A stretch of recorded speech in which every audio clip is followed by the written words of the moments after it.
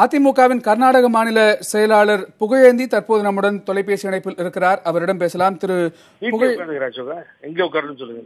புகழேந்தி, சிறைத்துறை டிஐஜி ரூபா தற்போது மீண்டும் செய்தியாளர்களை சந்தித்து தன்னுடைய குற்றச்சாட்டுகளை ஆணித்தரமாக முன்வைத்திருக்கிறார். ஆதாரங்கள் இருப்பதாகவும் சொல்லியிருக்கிறார். தாமே நேரடியாக ஆய்வு செய்து பல்வேறு விஷயங்களை கண்டறிந்ததாகவும் கூட அவர் சொல்லியிருக்கிறார். உங்களுடைய கருத்து என்ன? ஹலோ திரு புகழேந்தி. வணக்கம் வணக்கம் வணக்கம் வணக்கம் திரு புகழேந்தி.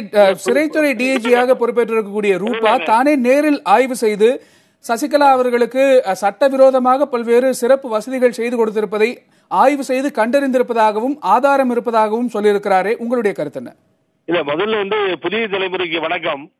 என்னுடைய பரிவான வேண்டுகோள், இந்த ஊடகங்கள் தயவு செய்து இதை பெரிதுபடுத்த வேண்டாம் என்பது என்னுடைய பர்சனல் ரெக்வஸ்ட், வேண்டுகோள். என்னன்னு கேட்டீங்கன்னா, நீங்கள் என்னை கேட்கும் பொழுது கேட்ட கேள்வி, ஆய்வு செய்திருக்கிறார், வசதிகள் அதிகமாக செய்து கொடுக்கப்பட்டிருக்கிறது என்று சொல்லி இருக்கிறார் என்று சொல்லுகிறீர்கள். கரெக்டா?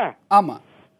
ஆனா நீங்க பாருங்க, அந்த அம்மா ஐ ஃப்ளூயன்சி கன்னடா தாய்மொழி மாதிரி பேசுவேன் நான். அதனால நான் அதுல பாருங்க, அவங்க என்ன சொல்றாங்கன்னா, ஃபுட்டு, உணவு, சாப்பாடு உள்ள அங்க இருக்க குக்கு அவங்களுக்கு பண்ணி கொடுத்திருக்காங்க. அதை சாப்பிடுற அளவுக்கு ஒரு கிச்சன் மாதிரி இருந்துச்சு அப்படிங்கிற மாதிரி. அதுல அவங்க எழுதி இருக்கக்கூடிய கடிதத்துல குறிப்பிட்டிருக்கக்கூடிய விஷயங்களை நான் சொல்றேன். அவங்க எழுதி இருக்கக்கூடிய கடிதத்துல அந்த அறிக்கை மாதிரியான ஒரு கடிதத்தை வெளியிட்டு இருக்காங்க இல்லையா? That right of information act, அது தெரிஞ்சுக்கிறதுக்கு யாரோ போட்ட லெட்டர் மூலியமா அவங்க சொல்ற பதில். அது என்னன்னு கேட்டீங்கன்னா, சாப்பிடுறதுக்கு உணவு பரிமாற்றத்திற்கும் உணவு செய்து கொடுப்பதற்கும் ஒரு அரேஞ்ச்மெண்ட் இருந்ததா அவங்க சொல்றாங்க.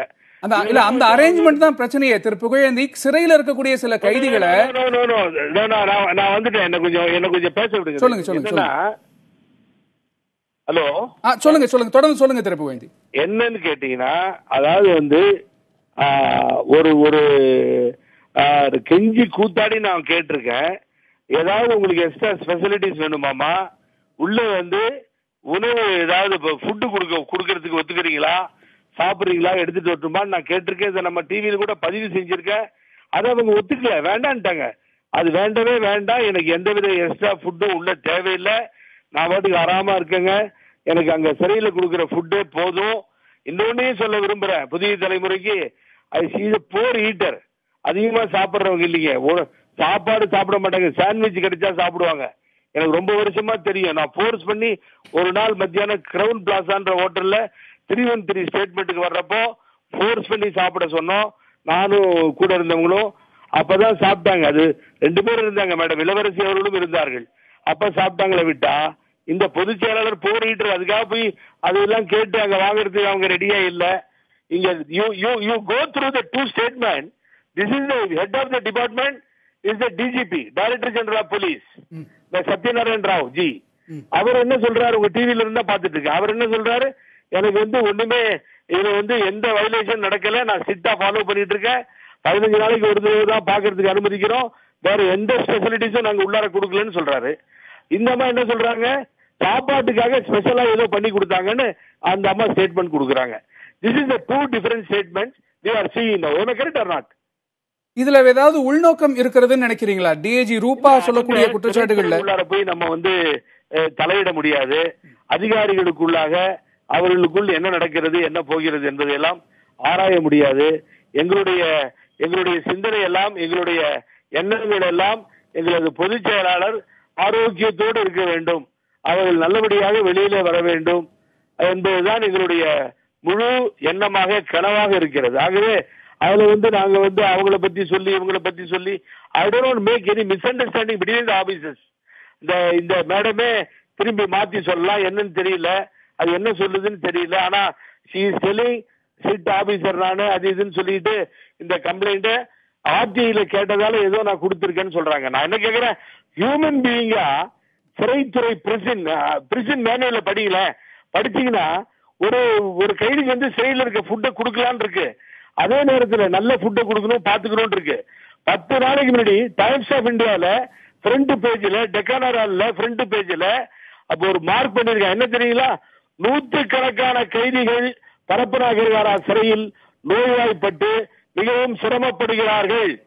2வது ரெண்டாவது பாயிண்ட் வந்து உடம்பு சரியில்லைங்கிறது ஒண்ணு, ஒருத்தர் சிவியரா ஹார்ட் அட்டாக் இருக்கு. இந்த மாதிரி செய்திகள்லாம் உண்டு. நாங்க போறோம் சார், எங்க பொதுச் செயலாளர் போறாரு, நாங்க போறோம். அந்த 15 days ஒன்ஸ் அலோவ் பண்றப்ப போய் ஒரு 1/4 மணி நேரம் 1/2 மணி நேரம் அவங்களோட பேசிட்டு வரோம். எங்க சட்டமன்ற உறுப்பினர்கள் அமைச்சர்கள் போனா கூட ஒரு 15 நிமிஷம் 10 நிமிஷம் நிர்வாகிகள் போனா பேசிட்டு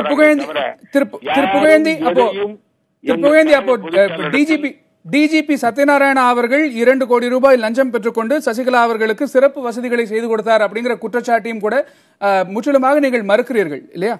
இல்ல நான் எனக்கு நான் இங்க ரொம்ப வருஷமா நான் கர்நாடகாவில் இருக்கேன்.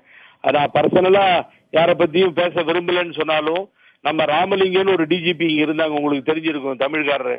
இப்போ அது போல எத்தனையோ நம்ம தமிழ்நாட்டை சேர்ந்த ஐபிஎஸ் ஆபீசர்ஸ் இருக்காங்க, ஹரிசேகரன், ஸ்ரீதரன், எக்கச்சக்கமா இருக்காங்க.